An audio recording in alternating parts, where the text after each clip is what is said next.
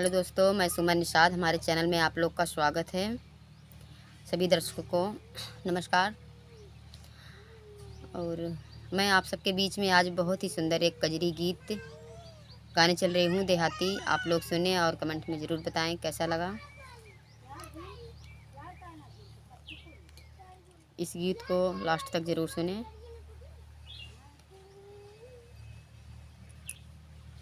कजरी खेलन गईली बाबा के आंगनवा हो, बाबा के आंगनवा। अरे कजरी खेलत होई गई रात रे सांवलिया। अरे कजरी खेलत होई गई रात रे सांवलिया। केहू मोरी हो तू हो गोतिनी परोसनी। अरे गोतिनी परोसनी। अरे दे तू अकिलिया बताई रे सांवलिया। अरे दे तू अकिलिया बताई रे सांवलिया।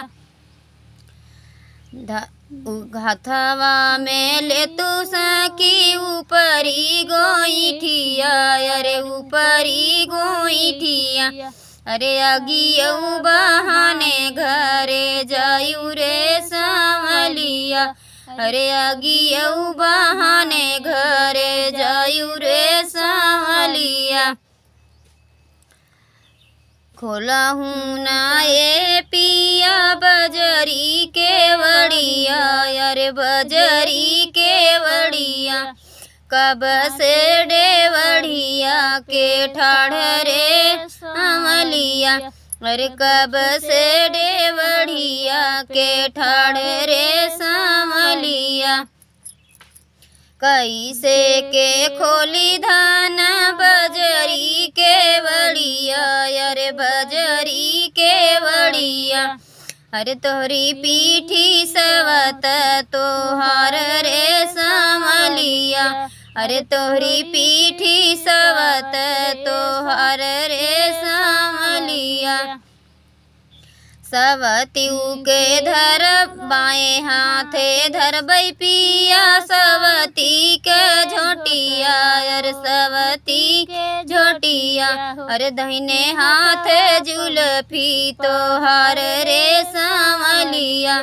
अरे दहिने हाथ जुल्फी तोहार रे सांवलिया।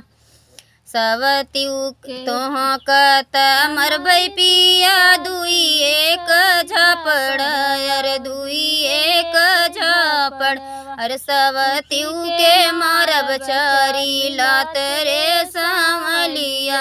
अरे सवतियू के मारब चारी लात रे सांवलिया। जाऊ तू हम मरबू दुई एक झापड़। अरे दुई एक झापड़। अरे सवतियू के मरबू चारी लात रे सांवलिया। अरे सवतियू के मरबू चारी लात रे सांवलिया।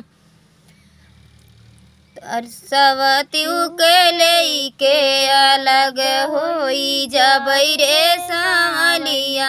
अरे लेई के अलग होई जबई रे सांवलिया। जाऊ तू पियावा अलग होई जईबा। अलग होई जईबा। अरे घरवऊ मई देबई गिरवाई रे सांवलिया। अरे बंगालऊ मई देबई गिरवाई रे सांवलिया।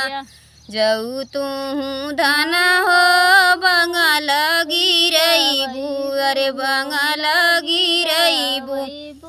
अरे बन लेई के मई बने चला जबई रे सांवलिया। अरे लेई के मई बने चला जबई रे सांवलिया। जाऊ तू पियावा हो बने लेई के जाबा। अरे बने लेई के जाबा।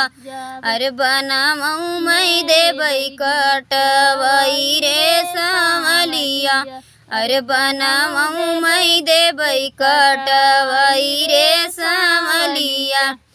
जऊ तू धनिया हो बना कटवईबू, अरे बना कटवईबू, अरे लेई के आकाशे उड़ी जाबई रे संवलिया, अरे लेई के आकाशे उड़ी जाबई रे संवलिया।